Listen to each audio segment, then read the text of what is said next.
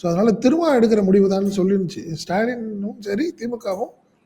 அந்த விஷயத்தில் நீங்கள் வந்து ராமதாஸ் அவங்கள தொடர்பு கொள்ளும் போது ஒரு விஷயம், டாக்டர் இதில் வந்து வேலையே இல்லை, நாங்கள் எடுக்கிற முடிவு எல்லாம் கிடையாது, திரும்ப என்ன சொல்கிறாரோ அதை வச்சு நம்ம அடுத்த கட்டமாக முடிவு எடுத்துக்கலாங்கிறதா அவங்களுடைய ஒரு தெளிவான பார்வைங்கிறதா திமுக இருந்தது.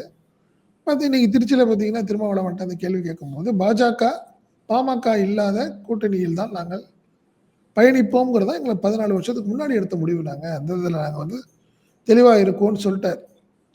ஸோ ஆனாலும் திமுக என்ன முடிவு எடுக்குதுங்கிறத திமுக தான் பார்க்கணும் அப்படிங்கிற மாதிரியும் கொஞ்சம் ஒரு கேப் விட்ட மாதிரி சொல்லியிருக்காரு.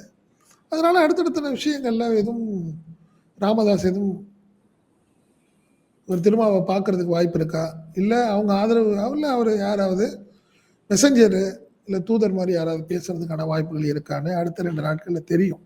ஏன்னா அவர் சொல்றப்ப இன்னொரு ஆப்ஷன் வந்து வெளியேறி வரும்லாம் ஒன்றும் ஸ்ட்ராங்காக சொல்லலை.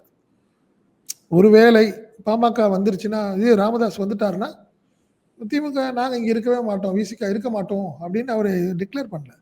14 வருஷத்துக்கு எடுத்த முடிவுதான். கொஞ்சம் சாஃப்டா தான் சொல்றாரு இந்த விஷயத்தை. ஸோ அதனை பார்க்கும்போது பார்த்தீங்கன்னா கிட்டத்தட்ட ஒரு ஆப்ஷன் இருக்கிற மாதிரி தெரியுது. சின்ன கேப் இருக்கு, திமுக எடுக்க முடிவுதான்ங்கிற ஒரு வார்த்தையை சொல்றாரு. ஒருவேளை இந்த விஷயத்துக்கு சிஎம் கூப்பிட்டு பேசணும்னு நினைக்கிறாரா, இல்லை ராமதாஸ் யாராவது இறங்கி தன்னிட்ட வந்து பார்த்து பேசணும்னு நினைக்கிறாரான்னு தெரியல. அந்த பேச்சை பார்க்கும்போது அந்த சாராம்சம் அப்படி தெரியுது எனக்கு.